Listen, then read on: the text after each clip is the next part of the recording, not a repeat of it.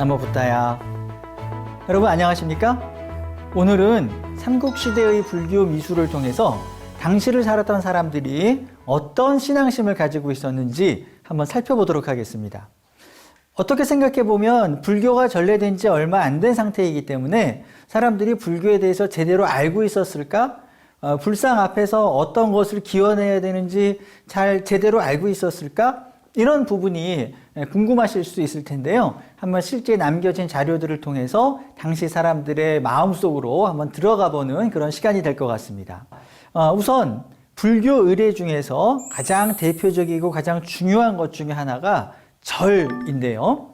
심지어는 절은 절하러 가는 곳이라서 절이라고 한다라고 하는 이야기가 있을 정도로 절이라고 하는 것은 불교에서 매우 의미 있는 그런 종교 의식 중에 하나입니다. 당연히 삼국시대의 불자들도 절에 가서 절을 했습니다. 자, 그것을 보여주는 대표적인 사례가 멀리 저 고구려 고분벽화 속에 장천 1호분이라고 하는 무덤 속에 우리가 흔히 예불도라고 부르는 그런 당시 고구려 사람들의 예불 장면이 그려져 있습니다. 부처님이 앉아 계시고 부처님의 왼쪽, 우리가 화면상으로 볼 때는 오른쪽에 두 남녀, 부부로도 볼 수 있을 것 같은데요. 이 두 불자가 부처님을 향해서 절을 하고 있습니다. 반대로 부처님의 오른쪽, 우리가 볼 때는 왼쪽에는 두 명의 불자, 역시 남녀 불자가 뭔가 이렇게 부처님께 다가오는 듯한 그런 자세를 하고 있습니다. 자, 우리는 이 단순한 장면을 통해서 어떤 것을 알 수 있을까요? 그냥 불상 앞에서 절하고 있다, 이렇게 볼 수도 있겠지만 그 안에는 좀 더 깊은 이야기가 담겨 있습니다. 우선 첫 번째로는 부처님 한쪽에 있는 불자들은 지금 서 있고 또 반대쪽에 있는 불자들은 절을 하고 있는데요. 자, 서 있고 앉아 있고 절하고 있고의 그 차이라고 하는 것은 단지 이쪽에선 절하고 있는데 이쪽에선 서 있다라는 의미가 아닙니다. 무엇이냐면 지금 부처님이 앉아 계신 자리를 중심으로 해서 부처님 오른편에 있는 사람들이 지금 걸어서 부처님이 앉아 계신 불단을 돌고 있는 것을 의미하는 것입니다. 자, 그렇게 한 바퀴 돌고 나서 또는 세 바퀴를 돌고 나서 부처님 앞에 절을 하고 있다라고 하는 것을 표현한 것입니다. 자, 우리는 지금은 법당 안에 들어가서 불단을 도는 의식, 이것을 요잡이라고 하는데요. 또는 오른쪽으로 돈다고 해서 시계 방향으로 돈다고 해서 우요라고 부르는데요. 그것도 이제 세 번을 돌기 때문에 우요 삼잡, 세 번을 불단을 도는 그런 의식으로 부르고 있습니다. 자, 지금은 이런 의식을 잘 하지 않지만 원래는 인도에서도 그리고 그 불교 의례를 이어받은 삼국시대에도 이것은 가장 기본적인 부처님께 절하는 방법이었습니다. 세 번 돌고 앞에 와서 절한다라고 하는 것이죠. 자, 그런데 지금 이런 흔적은 우리가 흔히 말하는 탑돌이, 탑을 시계 방향으로 도는 그 의식으로만 남아있지만 원래는 법당 안에서도 하는 그런 중요한 의례였습니다. 이 장면을 통해서 고구려 사람들은 인도에서와 마찬가지로 부처님 또는 불상 주변을 저렇게 몇 바퀴를 돌았구나. 물론 이 그림 속에는 3바퀴를 돌았다는 근거는 없지만 저렇게 도는 의식을 했다는 걸 통해서 분명히 인도의 의식을 알고 있었고, 그랬다면 아마도 3바퀴를 돌고 그리고 맨 마지막에 부처님 앞에서 저렇게 절을 드렸을 것이다 라고 하는 것을 알 수 있습니다. 최근에는 이런 우요 삼잡의 의식을 경전에 따라서 되살리기 위해서 불단 뒤의 공간을 개방하는 그런 사찰들이 많이 늘어나고 있습니다. 원래 불단 뒤에는 예전에는 주로 어떤 게 놓여 있었냐면 연등 행사를 하고 남은 연등이라든가 아니면은 시주받은 쌀푸대라든가 라면 상자라든가 아니면 초 공양을 하기 위한 초 상자들이 막 쌓여 있었습니다. 그래서 그 뒤를 구경하려고 가면 뭐 스님이나 아니면 보살님들이 계시다가 거기는 들어가는 데 아니에요, 거기는 보는 데 아니에요 이렇게 막기도 하고 그랬었습니다. 근데 원래 그 공간은 그렇게 무언가를 쌓아놓는 공간이 아니라 불단 주변으로 도는 의식을 하기 위한 그런 중요한 공간이었던 것이죠. 그래서 지금은 그런 원래의 의도에 맞게 그런 공간을 깨끗하게 치우고 불단을 도는 의식을 할 수 있도록 만들어 놓은 그런 곳이 많이 늘어나고 있습니다. 자, 두 번째로는 절하는 방식인데요. 자, 절이라고 하는 것은 그만큼 중요한 의식이라고 말씀을 드렸는데, 인도에서는 사실 부처님께 인사드릴 때 원래는 우슬 합장이라고 해서 오른쪽 무릎을 꿇고 합장을 드리는 그런 방식이 가장 표준적인 부처님께 드리는, 그래서 3바퀴 돌고 앞에 와서 무릎을 꿇고 합장을 드리는 그것이 기본적인 인사법이었습니다. 지금 이 화면 속에 있는 불자는 조금 특이한 방식으로 절을 하고 있습니다. 자, 자세히 보시면 그냥 절하는 방식이 아니라 상당히 고개를 많이 숙여서 마치 이렇게 고개를 완전히 꺾어서 정수리를 땅바닥에 대듯이 이렇게 절하고 있는 모습을 볼 수 있는데요. 이 그림은 그리는 방식이 투박해서 그런 것이 아니라 이것을 그린 화가가, 자, 불교에서의 절하는 방식은 기존에 동아시아에서 전통적으로 해왔던 큰절하는 방식과 다르다고 하는 것을 분명히 보여주려고 했던 의도인 것입니다. 어떻게 다를까요? 우리가 세배할 때 드리는 절은 이마가 땅에 닿지는 않죠. 그런데 불교에서 하는 절은 이마가 땅에 닿게, 그리고 두 손을 가지런히 앞으로 벌려서 뭔가 이렇게 부처님께 드리는 듯한 그런 자세로 절을 한다는 점에서 일반적인 세배 드릴 때의 큰절하는 방식과는 분명히 다릅니다. 이것을 그린 화가는 그거를 알려주고 싶었던 겁니다. 불교에서의 절은 더 고개를 숙여야 되고 두 손을 부처님께 벌려야 되고 이마가 땅에 닿아야 한다는 것을 분명히 보여주려고 했던 것입니다. 사실은 일반적인 의례법은 아니지만 인도에서도 이렇게 표현된 불교 미술이 있었습니다. 부처님의 전생 이야기, 흔히 자타카 또는 본생담이라고 하는 곳에 보면 부처님께서 석가모니 부처님으로 태어나시기 직전의 어떤 삶을, 전생의 삶을 사셨을 때 그 당시에는 연등불 또는 디팡카라 부처님 또는 제화갈라 부처님이라고 하는 부처님이 세상에 계실 때였습니다. 그 부처님이 어느 날 전생에 부처님이 계시던 그런 마을에 이제 설법을 하러 방문을 하셨습니다. 전생의 부처님께서는 이 연등불께서 마을에 오신다는 말씀을 듣고, 야, 부처님께 무엇인가를 공양을 드려야 되겠다라고 마음을 먹고 꽃을 사서 기다리고 있었는데, 마을로 걸어 들어오시던 부처님 앞에 진흙탕이 있었습니다.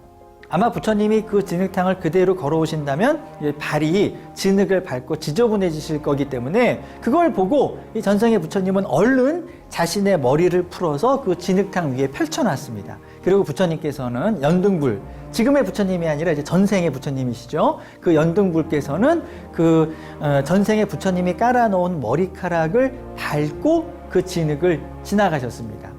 자, 그걸 보시고 부처님께서 너무 놀라셔서, 아, 그대는 이렇게까지 나한테 공양을 하고 극진히 이 나의 말을 따르려고 했으니 그대는 다음 생애에 부처로 태어날 것이요. 이걸 이제 수기라고 하죠. 다음 생애에 그 사람이 부처님으로 태어날 것이라는 것을 예언하는 것을 수기라고 합니다. 자, 그걸 듣고 이 부처님은 전생에 석가모니께서는 뛸듯이 기뻐하시면서 환희심을 내셨고, 그리고 말 그대로 그 생을 마치시고 미륵 부처님이 머물고 계신다고 하는 도솔천에 태어나셨다가 다시 우리가 알고 있는 고타만 시달타 태자로서 이 세상에 내려오셨던 것입니다. 이 장면은 부처님이 전생에 세운 마지막 공덕, 그리고 이 공덕을 결정적인 어떤 원인으로 해서 다음 생에 부처님으로 태어나셨던 거기 때문에 과거의 불자들에게는 어떤 공덕을 쌓는 것이 얼마나 중요한 것인가라고 하는 것을 설명하기 위해서 불교 미술로 많이 만들어졌습니다. 그 장면을 묘사한 대표적인 작품 속에 나타나는 자신의 머리카락을 진흙 위에 깔고 있는 전생의 석가모니의 모습을 한번 살펴보시겠습니다. 아주 자신의 머리카락을 바닥에 깔아야 되기 때문에 머리를 완전히 땅바닥에 대고 있고요. 그리고 머리카락이 펼쳐져 있고, 그리고 마치 그 머리카락을 펼치기 위해서 몸을 지탱하고 있는 것처럼 손을 이렇게 앞으로 내밀고 있는 이런 모습을 보실 수 있습니다.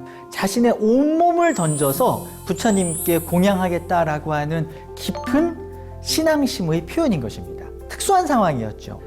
근데 이 장면이 우리가 장천 1호분에서 조금 전에 보셨던 절하는 장면이랑 매우 닮아 있습니다. 그렇다는 얘기는 원래는 이 불교 미술에, 인도의 불교 미술에 나타난 고개를 숙이고 있는 장면은 절하는 장면은 아니었지만 중국이나 한국에서는 우리가 평소에 하는 절하는 방법이랑 비슷하네? 저게 아마 부처님께 인사드릴 때의 표준적인 방법인가 보다. 아마 이렇게 받아들였던 것이 아닌가 싶습니다. 그래서 그것을 표현할 때 나타나는 모습도 마치 이 연등불수기 본생이라고 하는 이 장면에 등장하는 자신의 머리카락을 부처님께 바치고 있는 이 전생의 석가모니 부처님의 모습을 그대로 절하는 모습으로 번안해서 옮겨서 그렸던 것이 아닌가 생각되는 것이죠. 자, 그렇다면 우리는 부처님께 절할 때 이 미술 속에 나타나 있는 그런 모습처럼, 그런 마음으로 절을 드려야 하지 않을까 하는 것이 제가 여러분께 드리고 싶은 말씀입니다. 제 모든 것을 머리카락을 풀어서 바치듯이 부처님께 저의 모든 것을 바치겠습니다 라고 하는 바로 그 마음, 그게 우리가 하고 있는 그 절에 담긴 진정한 의미라고 하는 것입니다. 그래서 여러분들이 절을 하실 때 이게 바로 그 연등불수기 본생에 나타나는 전생의 석가모니의 그 부처님께 대한 헌신의 마음이었고, 나도 이런 마음으로 수기를 받아서 이런 공덕을 세워서 나도 빨리 깨달음을 얻어서 부처가 되어야 되겠다라고 하는 것이 바로 불교 미술이 우리에게 주는 가르침인 것이죠.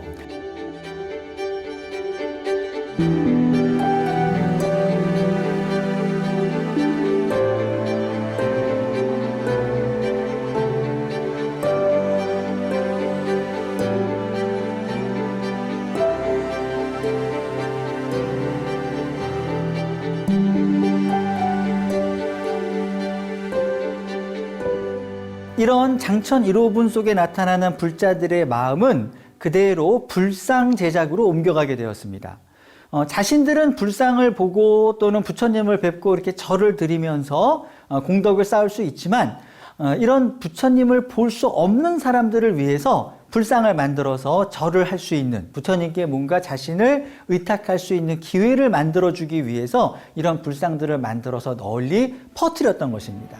그 대표적인 예가 바로 연가 7년명 금동불 입상이라고 불리우는 지금 국립중앙박물관에 가면 보실 수 있는 대표적인 고구려의 불상입니다. 자, 그런데 이 불상은 발견될 때는 경상남도 의령이라고 하는 곳에서 발견이 되었습니다. 만약에 이 불상에 어떤 명문, 즉 글도 남겨져 있지 않았다면 경상남도에서 발견됐기 때문에 사람들은 이 불상을 신라 불상이구나, 신라에서 만든 불상이구나 이렇게 생각했을 것입니다. 그런데 놀랍게도 이 불상 뒤에는 이렇게 글자가 새겨져 있었습니다. 이 글자에 의하면 연가 7년 김인년이라고 하는 어떤 해에 고구려 강랑에 동사라고 하는 절에 있었던 스님과 그 여러 불제자들이 함께 이런 불상을 만들어서 널리 유포시킨다라고 하는 그런 이야기였습니다. 여기에 참여했던 사람의 총 인원 수는 40명이었습니다.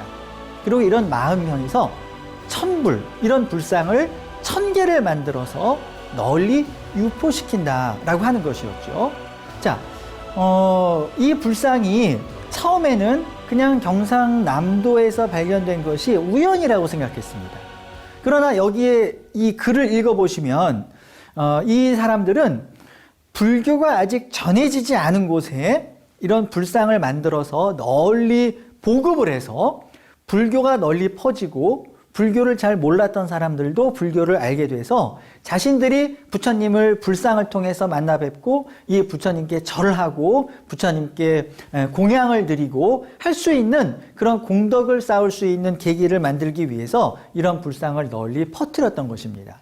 따라서 고구려에서 만든 불상이 신라 땅에서 발견된 것은 우연이 아니라 아마도 당시까지 아직 불교가 널리 전해지지 않았던 신라에 불교를 퍼뜨리기 위한 고구려 불교 교단의 포교의 의지 때문에 멀리 신라 땅까지 불상이 퍼져나갈 수 있었던 것입니다. 실제로 신라 불교는 고구려를 통해서 전해졌습니다. 여러분 삼국유사 같은 곳을 읽어보시면 아도라고 하는 고구려 스님이 신라에 가서 불교를 전했는데요. 그 불교를 전하는 과정은 결코 순탄치 않았습니다. 토착 종교를 믿는 사람들에 의해서 왜 우리 토착 종교가 있는데 불교라고 하는, 그것도 고구려 사람들이 믿는 어떤 이민족의 종교를 우리가 믿어야 되는가라고 의심하거나 아니면은 핍박하면서 고구려의 승려들이 사망하는 사건도 굉장히 많았던 것으로 생각이 됩니다. 고구려의 승려들은 목숨을 걸고 신라 땅으로 건너가서 불교를 전파했던 것입니다. 그 중에 대표적인 인물이 삼국유사에 이름을 남겼던 바로 그 아도 스님이셨던 것이죠. 그래서 우리는 당시 고구려 교단이 얼만큼 불교를 포교하기 위해서 목숨을 걸고 이런 불상들을 만들어서 몰래 품고 신라 곳곳에 가서 불교를 전했는가. 아마도 그런 여러 노력 결과 나중에 불교가 점차 신라에서 자리를 잡게 되고 우리가 알고 있는 그런 법흥왕대의 2차 돈의 순교라든가 흥륜사 창건과 같은 최초의 불교 사찰의 창건, 이런 것들이 전부 이런 고구려 승려들의 노력에 의해서 이루어진 그런 결과라는 것을 알 수 있습니다. 여기에는 어떤 불상을 만들므로 인해서 장수하거나 복을 받거나 돈을 많이 번다든가 그런 내용은 전혀 들어가 있지 않습니다. 오로지 부처님 말씀이 널리 퍼지기를 바라는 그런 간절한 마음만 담겨 있는 것이죠. 건흥 5년명이라고 하는 연대가 붙어 있는 이 광배 뒤에도 역시 어떤 그 당시의 불자의 마음이 담겨져 있는데요. 이 불상을 만든 사람은 아마도 고구려로 생각되는 어떤 곳에 여신도, 청신녀라고 되어 있는 이 아암이라고 하는 분이 석가불상을 만들어서 뭔가를 이제 기원하는 그런 내용입니다. 역시 부처님 말씀을 들을 수 있는 그런 곳에 태어나기를 바랍니다. 그리고 이런 것들을 전부 모든 중생들과 함께 그 뜻을 나누기를 바랍니다. 이런 뜻이 담겨 있습니다. 만약에 다음 생에 태어났는데 불교가 전혀 알려져 있지 않은 곳에 내가 태어났다면 나는 불행한 줄도 모르겠죠. 불교가 있다는 것조차 모르니까 내가 있다는 것조차 모르는데 그런 불법, 부처님의 말씀을 그리워하거나 아쉬워하지도 않겠죠. 그런 상황이 가장 두려웠던 것입니다.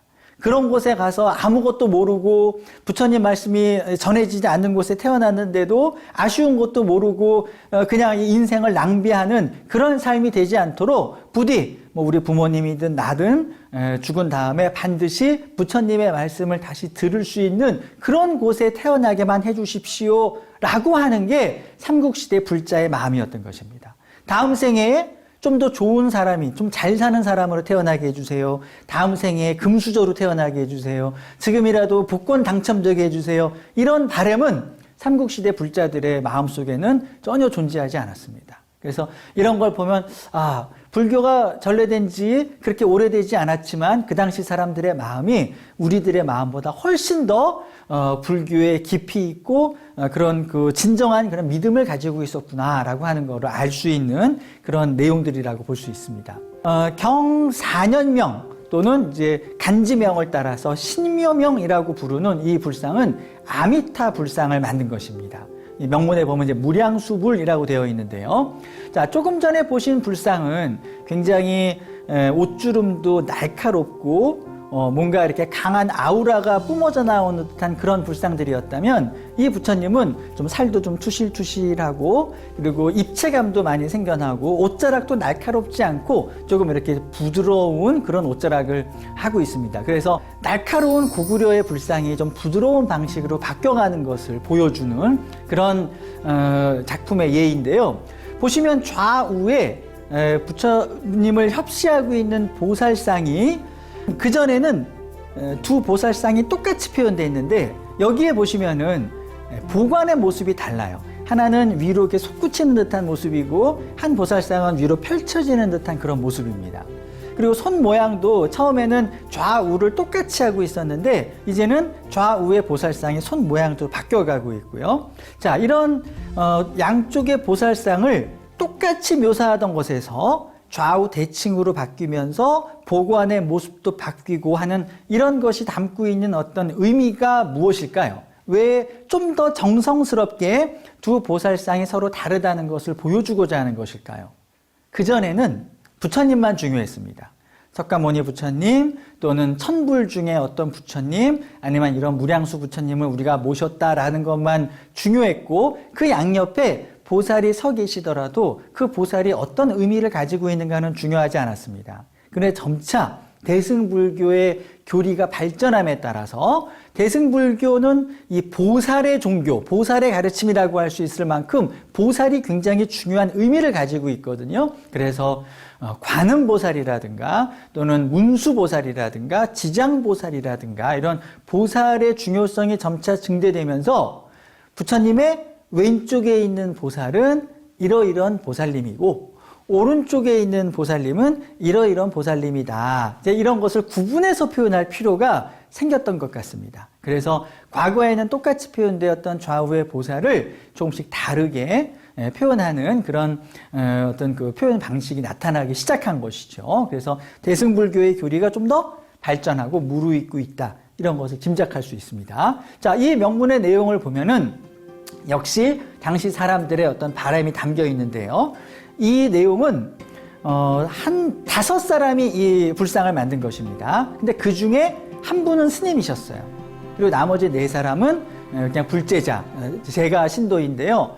아마도 이 5사람은 원래는 동갑 정도의 친구가 아니었나 생각이 됩니다. 근데 그 중에 한 분이 출가를 해서 스님이 된 것이죠. 그리고 나머지 그 친했던 4명의 친구는 이 출가한 그 스님이 된 그 5 중에 한 친구를 열심히 이렇게 그 시주하고 공양하고 해서 수행을 통해서 깨달음을 얻을 수 있도록 아마 물심양면 도와주는 그런 단월이 되었던 그런 그 끈끈한 우정으로 맺어진 그런 5사람이 아니었는가 생각이 됩니다. 그리고 이 사람들 역시 바라는 바는 다음 생생세세 태어나고 죽고 하는 그 생애마다 부처님의 말씀을 들을 수 있기를 바라며 무량수불, 즉 아미타 부처님을 조성하고 이어서 다음 생애에 미륵 부처님께서 세상에 내려오실 때 그때 우리도 다시 태어나기를 기원합니다. 라고 하는 이야기가 담겨 있습니다. 자, 이렇게 미륵 부처님의 설법만 들을 수 있으면 누구나 깨달음을 얻을 수 있기 때문에 다음 생애에 미륵 부처님을 만나고 싶다라고 하는 것이 당시 사람들의 간절한 염원이 되었던 것이죠. 자, 그런데 이 광배에 새겨진 명문에는 또 한 가지 재미있는 사실이 있습니다. 뭐냐면 명문이 한 줄로 쭉 이어지는 것이 아니라 쭉 이어졌다가 맨 끝에 와서 다시 문장이 안 끝나서 그 밑으로 문장이 이렇게 글자가 누운 상태로 이어지는 매우 희한한 상태가 연출되고 있다는 것입니다. 생각해 보면 저것은 아마도 글자를 새기는 중간에 그 내용이 바뀌었던 것입니다. 원래는 짧게 쓰려고 했었는데 뭔가 문장이 더 들어가야 되다 보니까 갑자기 바뀐 것이죠. 그래서 자리를 옮겨서라도 저렇게 그 내용을 다 집어넣으려고 했던 것입니다. 그러나 추정컨대 저기에 보면 아까 연가 7년명 광배에는 주지 스님과 그 다음에 그 바로 밑에 스님 누구 이외에 40명이라고 했는데 여기에는 5명의 이름이 전부 들어가 있습니다. 자, 스님인 도수를 비롯하여 나루, 천노, 아왕, 악어라고 하는 5명의 이름이 다 들어가 있습니다. 아마도 원래는 이 4명의 친구들이 이 불상을 만들면서 자, 도수 스님을 비롯해서 4명의 불제자가 이런 불상을 만들었다라고 하려고 했을 것입니다. 그런데 스님이 아마도 이 친구들 왜 자네들 이름은 빠졌어? 자네들 이름 다 넣어야지 라고 하니까 아이고 우리 이름 넣어서 뭐해? 아니야 이건 중요한 일이니까 우리 이름 다 넣자 해서 원래는 이름이 들어가지 않는 명문을 새기다가 이 스님이 이 친구들 이름도 넣어주세요. 그러니까 조각하던 사람이 공간이 안 나오는데요. 그럼 진작 말씀하셨어야지. 그래도 어떻게든 한번 넣어보세요. 그럼 줄이 밑으로 내려가는데 그래도 괜찮을까요? 괜찮습니다. 내용만 들어가면 됩니다. 하면서 아마 이 내용이 다 들어갔던 것이 아닌가 그런 추정도 한번 해볼 수 있을 것 같습니다. 그래서 여하간 이 광배는 5사람의 그런 끈끈한 우정이 이후에도 같이 또 태어나서 부처님 말씀을 듣고 그때도 이 4명이 열심히 이 도수 스님을 모시고 그래서 함께 미륵 부처님을 만나서 결국은 성부를 얻고자 하는 우정과 불심의 어떤 합작품이라고 할까요? 그런 뜻이 담겨 있는 그런 불상입니다. 자, 이분들이 원했던 거는 부처님 말씀을 들을 수 있는 세상에 또 태어나고 싶다 보다 조금 더 적극적입니다. 그런 세상에 태어나는 것도 중요하지만 더 바라는 것은 미륵 부처님이 세상에 내려오실 때 그때 자기도 윤회하다가 그때 딱 태어나기를 바라는 바로 그런 마음이 담겨 있습니다. 자, 왜 미륵 부처님을 만나 뵈면 좋을까요? 석가모니 부처님도 그렇고 미륵 부처님도 그렇고 이미 완벽한 깨달음을 얻으신 분들은 설법을 워낙에 잘하시기 때문에 말하자면은 학원으로 말하자면 쪽집게 강사라고 그럴까요?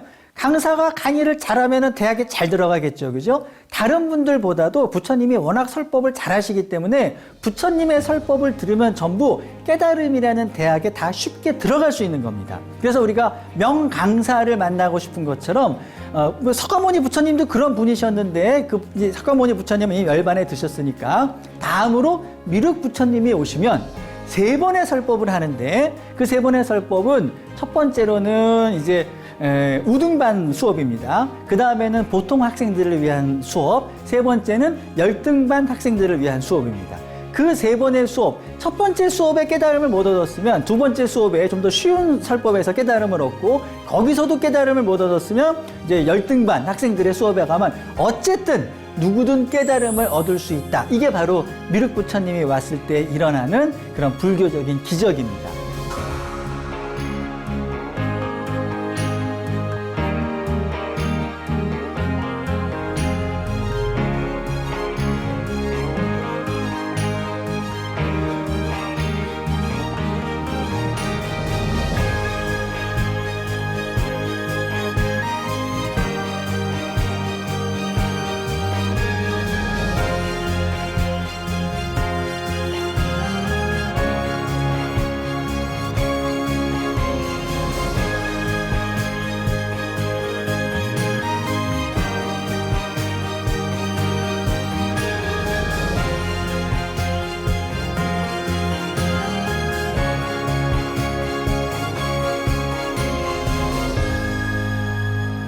이렇게 미륵 부처님을 만나면은 굉장히 행운인데요. 이런 마음이 조금 더 욕심을 부리면 어떻게 되냐면, 윤회를 하다가 미륵 부처님이 태어나시는 곳에 태어나는 게 아니라 죽은 다음에 저 세상에 갈 때 미륵 부처님이 계시는 도솔천에 태어나는 겁니다. 지금 우리는 대부분 어디로 가기를 원하죠? 보통 극락세계, 극락왕생을 기원하죠. 근데 과거에 신심이 깊은 분들은 극락세계보다는 오히려 도솔천에 태어나고 싶어 했어요. 왜냐하면 거기는 지금 미래에 오실 미륵 부처님이 거기서 기다리고 있는 곳입니다. 원래 도솔천은 굉장한 어떤 공덕을 세우지 않으면 태어날 수 없는, 다시 말해서 전생의 석가모니 부처님처럼 다음 생애에 부처가 될 분들, 그런 분들을 뭐라고 하냐면 일생보처의 보살이라고 부릅니다. 윤회할 생을 한 번만 남겨놓은 보살이다, 이런 뜻입니다. 그런 분들이 전부 도솔천에 태어나는 거예요. 근데 보통 사람들이 어떻게 도솔천에 태어날 수 있을까요? 원래는 못 태어납니다. 근데 사람들이 이제 믿음 발언을 하는 거죠. 우리는 그런 일생보처의 보살은 아니지만 도솔천에 태어나서 이런 일생보처의 보살들을 뒷바라지하고 뭐 빨래도 해드리고 밥도 해드리고 간식도 챙겨드리고 뭐 방 청소도 해드리고 이러면서 그냥 어떻게든 버티다가 미륵부처님이 내려오실 때 그때 저도 같이 가요. 그리고 세상에 태어나겠다는 겁니다. 어떻게 보면 얌체 같기도 하지만 어떻게 보면 그것이 가장 빨리 확실하게 미륵부처님을 만날 수 있는 방법이기도 한 것이죠. 그래서 도솔천에 태어나고 싶다라고 하는 그런 바램을 많이 가졌고 그런 믿음 덕분에 이런 도솔천에 관련된 미술들이 많이 만들어졌습니다.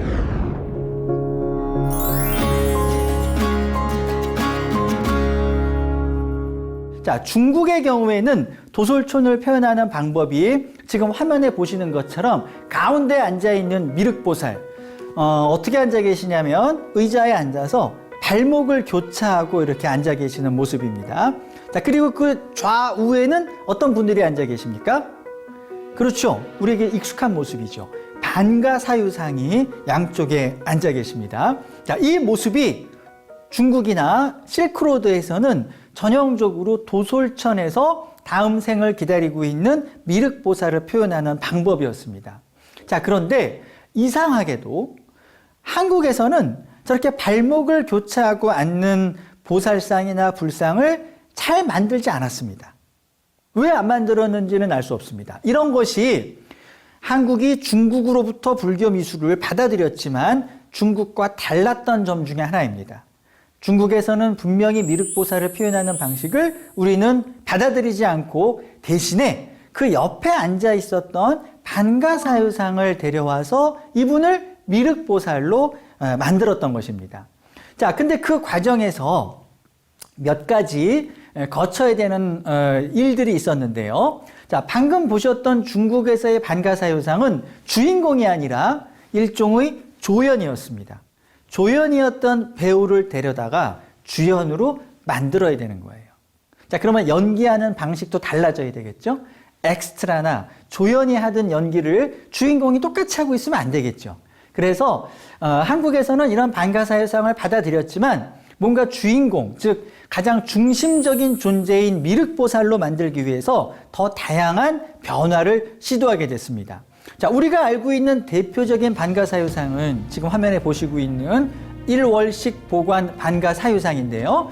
이 일월식 반가사유상이라고 부르는 이유는 이 보살이 착용하고 있는 보관의 장식이 일월, 즉 지금 보시면 이렇게 일이란 건 동그란 모양이고요. 그 밑에 있는 모습이 바로 초승달 문양입니다. 그래서 해와 달을 상징하는 문양이 들어가 있는 보관을 착용하고 있다고 해서 일월식 보관 사유상 이렇게 부르고 있는데요. 반가사유상을 보면 정말 완벽한 어떤 사유의 모습을 표현하고 있기 때문에 어느 날 갑자기 이런 사유상이 만들어진 것으로 생각되지만 사실은 그렇지 않았습니다. 아까 말씀드린 것처럼 중국에서는 주인공이 아니었던 상을 가져온 거기 때문에 자, 어떻게 하면 이 반가사유상을 좀 더 멋지게 생각하는 모습으로 바꿀 수 있을까 이런 고민을 하게 된 것이죠. 자, 근데 반가사유상은 일반적인 불상과 달리 만드는 것이 까다로웠습니다. 왜냐하면 그냥 서 있는 불상은 발, 몸, 팔 이런 게 전부 따로따로 만들어서 이렇게 붙여 넣으면 되는 거지만 반가사유상은 이 모든 신체 부위가 연결되어 있는 것입니다. 무릎과 팔과 머리와 허리를 기울이는 정도 이런 것들이 아주 정확하게 연결되어 있어야 은은하게 생각하는 사유의 자세를 만들 수 있는 것입니다. 자, 이미 그런 자세가 중국에는 있었지만 한국에서는 좀 더 깊이 있는 사유를 표현하기 위해서 자, 어느 정도 고개를 숙이게 만들까? 어느 정도 허리를 구부리게 만들까? 손은 어느 정도 위치에 올려놓으면 좋을까? 이런 걸 막 고민하면서 다양한 시도를 했습니다. 여러분들이 실제로 박물관에 가서 보시면 다른 불상들보다 반가사유상이라고 하는 그런 불상들 중에서 굉장히 우스꽝스럽게 만들어진 상들을 보실 수 있는데요. 그게 왜 그러냐면 그만큼 삼국시대의 조각가들이 반가사유상을 가지고 다양한 실험을 했다는 증거이기도 한 것입니다. 자, 예를 들어서 이 상체와 하체를 사유상이 연결해 줄 때 가장 핵심적인 부분이 이 팔을 괴고 있는 무릎의 기울기입니다. 이 무릎이 낮아도 안 되고 무릎이 너무 높아도 안 됩니다. 자, 근데 무릎을 너무 낮추게 되면 어떤 현상이 벌어지냐면, 자, 무릎이 낮아졌으니까 요 손과 무릎이 연결해야 되는데 길이가 너무 길어졌겠죠. 이걸 다시 연결하려니까 고개를 푹 숙일 수밖에 없습니다. 그래서 이런 반가사유상이 나오게 됩니다. 지금 보면 무릎의 각도가 되게 낮지요, 그죠? 아마 여기다가 별명을 붙인다면 졸고 있는 반가상이라고 할 정도로 고개를 완전히 푹 숙이고 있는 상이 됐습니다.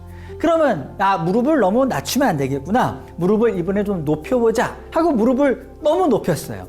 높이게 되면 손이 여기 닿아야 되는데 무릎이 올라가면 손도 같이 올라가겠죠. 그래서 이렇게 손이 무릎에 올라가지 않고 너무 올라가니까 그냥 안녕, 여러분 안녕 하는 그런 반가사유상도 만들어졌어요. 이렇게 무릎의 기울기라든가 허리의 기울기라든가 이런 것들을 다양하게 실험한 결과 우리가 지금 보고 있는 이런 완벽한 형태의 반가사유상이 나올 수 있었던 것입니다. 자, 그러면 도대체 무엇을 표현하려고 이렇게 반가사유상을 가지고 다양한 실험을 했던 것일까요? 깊은 사유, 이런 걸 하게 되면 사람의 몸이 움직이게 될까요? 정지되게 될까요? 자, 깊이 뭔가 집중해서 공부하는 사람은 움직이지 않을 거예요. 저도 가끔 수업 때 보면 열심히 공부하는 학생들은 움직이지 않고 가만히 이렇게 집중해서 칠판을 보거나 이런 화면을 보고 있습니다. 자, 그런데 어떨 때는 똑같이 움직이고 있지 않은데 가만히 보면 열심히 듣는 게 아니라 졸고 있어서 움직이지 않은 학생들도 있어요.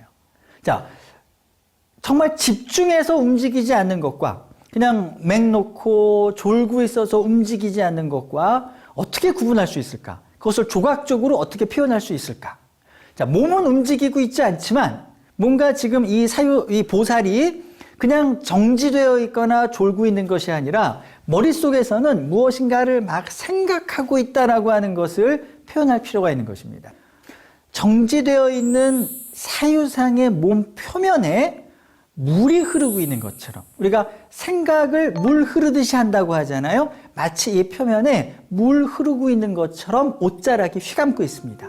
자, 보관에서부터 양쪽으로 흘러내린 이 띠가 마치 물이 졸졸졸졸 흐르는 것처럼 어깨 위로 흘러내린 다음에, 그다음에 한쪽은 어깨 바깥으로 휘말아쳐 나가고 다른 물줄기는 이 사유상의 가슴을 타고 내려와서 아래로 계속 흘러내린 다음에 들어 올린 이 다리 위에서 마치 소용돌이 치듯이 한번 고였던 물이 다시금 무릎을 휘감고 아래로 졸졸졸졸 흘러내리는 이런 모습을 보여주고 있죠.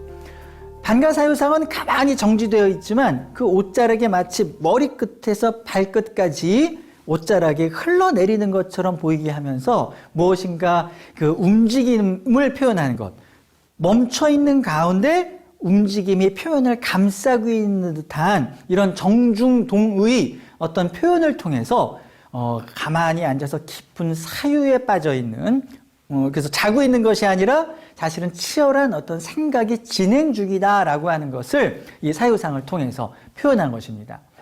같은 반가사유상이지만 이런 반가사유상만 있는 것이 아니라 우리에게는 또 다른 걸작 반가사유상이 있는데요. 이 반가사유상은 삼산관사유상이라고 불리고 있습니다. 머리에 쓰고 있는 보관이 마치 산이 3개가 연결되어 있는 것 같다고 해서 삼산관사유상이라고 하고 있고요. 지금 여러분들이 국립중앙박물관에 가보시면 사유의 방이라고 하는 곳에서 이 두 분의 반가사유상을 함께 만나보실 수 있습니다. 자, 여러분들이 보시면 언뜻 볼 때는 상당히 비슷한 사유상이지만 가만히 보시면 그 두 반가사유상은 상당한 차이점을 지니고 있는데요. 제가 그 비교를 더 명확하게 하기 위해서 마침 일본에 건너가 있는 또 한 구의 반가사유상과 이 삼산관사유상을 비교해 보려고 합니다. 화면 왼쪽에 보이는 이 반가사유상은 일본 교토의 고류지라고 하는 절에 소장되어 있는 목조 반가사유상인데요. 아마도 지금 보시는 삼산관사유상이 만들어졌을 것으로 생각되는 신라에서 일본으로 건너간 작품으로 생각이 됩니다.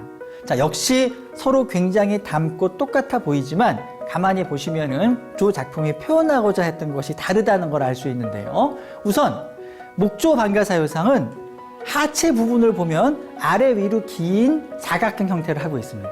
굉장히 안정적이죠. 국립중앙박물관에 있는 삼산관 사유상은 다소 위아래로 긴 사각형일 뿐만 아니라 옷자락이 충분하게 옆으로 흘러내려온 것이 아니라 마치 말려 들어가 있는 것처럼 삼각형을 이루고 있어서 역삼각형 구도를 보입니다. 마치 한쪽으로 쓰러질 것 같은 그런 불안정한 구도를 보이게 되죠. 어떻게 보면 굉장히 위험한 표현일 수 있습니다. 자, 다음 옆에서 보면 일본에 있는 목조 사유상은 보다 발을 안쪽으로 바짝 당기고 있는 거에 반해서 삼산관 사유상은 무릎 위에 살짝 걸치고 있는 정도여서 금방이라도 이 올리고 있는 발이 내려올 것 같은 그런 운동감을 느끼게 됩니다. 앉아있는 모습도 코류지상은 완전히 수직으로 직각에 가깝게 앉아있는 반면에 삼산관 사유상은 약간 비스듬하게 걸터 앉아있는 듯한 방식으로 앉아있죠. 자, 이러한 다소 불안정한 사유의 자세. 자, 그전에는 완벽한 사유를 위해서 정지해 있는 듯한 고요한 사유의 자세를 표현했는데 왜 삼산관 사유상은 이렇게 금방 한쪽으로 쓰러질 것 같고 금방 한쪽 다리를 풀고 마치 자리에서 일어날 것 같은 그런 모습으로 표현이 된 것일까? 우리가 한번 생각해 볼 필요가 있습니다. 어떻게 보면 생각하라고 앉아 있는데 방정맞게 막 일어나려고 하는 것처럼도 보일 수 있지만 조금 더 깊이 생각해 보면 자, 사유의 목적은 어떤 답을 찾기 위해서입니다. 답을 찾으면 어떻게 될까요? 그 다음에 일어나야 되겠죠. 어떻게 보면 기존에 만들어졌던 반가사유상은 한참 생각이 진행 중인 반가사유상이었습니다. 그런데 이 삼산관 사유상은 어느 날 이 조각가가 생각했겠죠. 좀 다른 반가사유상을 만들어 봐야 되겠다. 그렇게 오래 생각만 하는 반가사유상이 아니라 생각 끝에 깨달음을 얻는 바로 찰나의 순간을 포착한 그런 반가사유상을 만들어 봐야 되겠다. 아마 그런 생각으로 이 작품을 만들었던 것 같습니다. 그래서 언뜻 불안정해 보일 수 있는데 쓰러질 것처럼 보이는데 이렇게 무릎을 올리고 있는 발의 무릎을 포물선을 그리듯이 이렇게 위로 솟구치는 듯한 형태로 만들어서 쓰러지려고 하는 힘과 위로 올라가려는 힘이 팽팽한 긴장감을 가지면서 막 움직임이 일어나려고 하는 그런 순간적 모습이라고 할까요? 그걸 표현한 것이죠.